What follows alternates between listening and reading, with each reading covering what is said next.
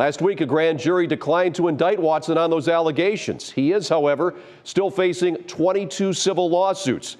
Now, Watson's expected to have some sort of suspension from the NFL, but what that is and how long that will be is still unknown.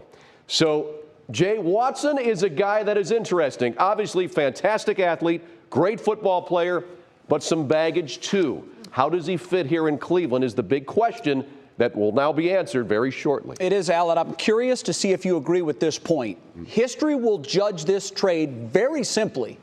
If he leads the Browns to a Super Bowl, just one, and wins that Super Bowl, this trade is an overwhelming success. But, Al, I think short of that, I think it would be viewed as a failure. It's that big of a deal. Yep, I would agree with you, Jay. The Browns really need to at least get to the Super Bowl, something they've never even played in, going back to the 60s. Remember how dominating they were in the 50s and 60s in the NFL championship games? Well, not so in the Super Bowl era. So if he gets there, I think the deal is seen as okay, but you're right. If he wins just one Super Bowl while in Cleveland, then this deal will be judged a success, no matter who all those draft picks are going to be. Yeah. And the final interesting point, Jay, just think the Browns could have gotten him for one draft pick in 2017. That's exactly right. Had they called his name and they had the opportunity to do that. Yep. Before I let you go, one thing jumped out at me when you were reading about his career. You said his win-loss record, 28-25. At the end of the day, that's what quarterbacks are judged by. Right. How many games do you win? Boy. So he's 28-25.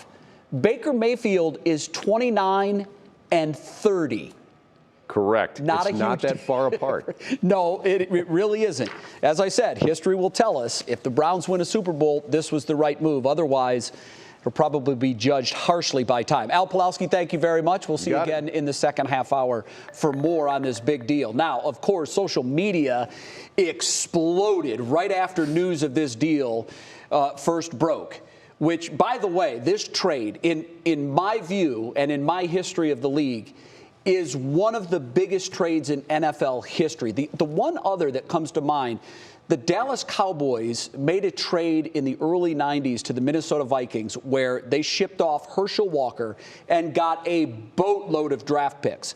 The Cowboys turned those draft picks into 3 Super Bowls in 4 years. Wow. So it was a huge success for them. But the team that got the one player was the Vikings.